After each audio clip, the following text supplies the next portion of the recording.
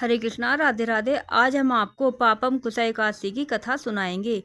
पाप रूपी हाथी को व्रत के पुण्य रूपी अंकुश से बेंधने के कारण ही आश्विन मास के शुक्ल पक्ष की इस एकादशी का नाम पापम कुसा एकादशी है। इस दिन पद्म नाम भगवान की विष्णु की भक्तिभाव से पूजा करके ब्राह्मणों को उत्तम दान एवं दक्षिणा देनी चाहिए। जनहितकारी निर्माण कार्यों यथा मंदिर, धर्मशाला, तालाब, प्याऊ, कुएं, दान आदि, बाग आदि बनवाने के कार्य प्रारंभ करने चाहिए। पापम कुसा एकादशी का एक उत्तम मुहूर्त है। युधिष्ठिर ने आदर पूर्वक श्री कृष्ण को नमन करके कहा कि हे जनार्दन, आश्विन शुक्ल एकादशी का क्या नाम है? अब आप कृपा करके इस व्रत की विधि और उसका फल कहिए। भगवान श्री कृष्ण ने कहा कि युधिष्ठिर, समस्त पापों का नाश करने वाली इस एकादशी का नाम पापम कुसा एकादशी है। इस दिन मनुष्य को विधि पूर्वक भगवान पद्म नाम की पूजा करनी चाहिए। यह एकादशी मनुष्य को मनवांछित फल देकर स्वर्ग प्राप्त कराने वाली है। मनुष्य को बहुत दिनों तक कठोर तपस्या करने से जो फल मिलता है, वह फल भगवान गरुड़ध्वज को नमस्कार करने से प्राप्त हो जाता है। जो मनुष्य अज्ञानवश अनेक पाप करते हैं परंतु नित्य हरि को नमस्कार करते हैं, वे नरक में नहीं जाते।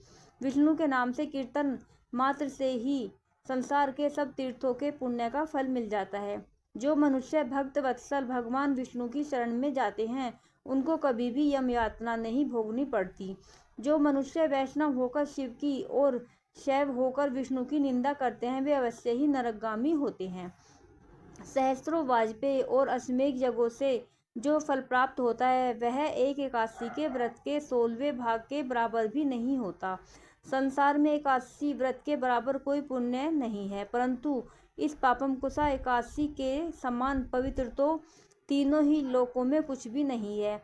जब तक मनुष्य पद्म नाम की एकादशी का व्रत नहीं करते, तब तक ही उनकी देह में पाप वास कर सकते हैं। यह एकादशी स्वर्ग, मोक्ष, आरोग्यता, सुंदर स्त्री तथा अन्न और धन देने वाली है। इस एकादशी के व्रत के बराबर गंगा, गया, काशी, कुरुक्षेत्र और पुष्कर भी पुण्यवान नहीं है। इस एकादशी का व्रत और जागरण करने से मनुष्य विष्णु पद को प्राप्त होता है। हे राजेंद्र, इस व्रत के करने वाले 10 पीढ़ी मातृ पक्ष और 10 पीढ़ी पितृ पक्ष की और 10 पीढ़ी मित्र पक्ष की उद्धार कर देते हैं।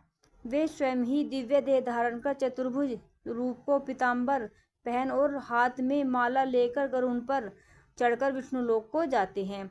हे राजन, इस व्रत को करने से पापी मनुष्य भी दुर्गति को प्राप्त न होकर सद्गति को प्राप्त होता है।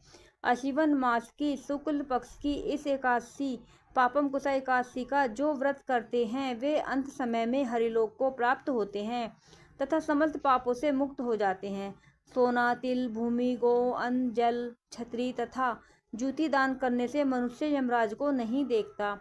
जो मनुष्य पुण्य कर्म और एकादशियों के व्रत किए बिना जीवन के दिन व्यतीत करता है, वह लुहार की भट्टी की तरह श्वास लेता हुआ भी निर्जीव के समान ही है।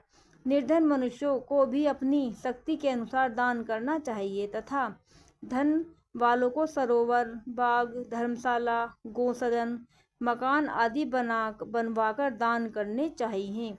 ऐसे मनुष्य को यम का द्वार नहीं देखना पड़ता तथा संसार में दीर्घायु, धनाढ्य, कुलीन और रोग रहित रहते हैं।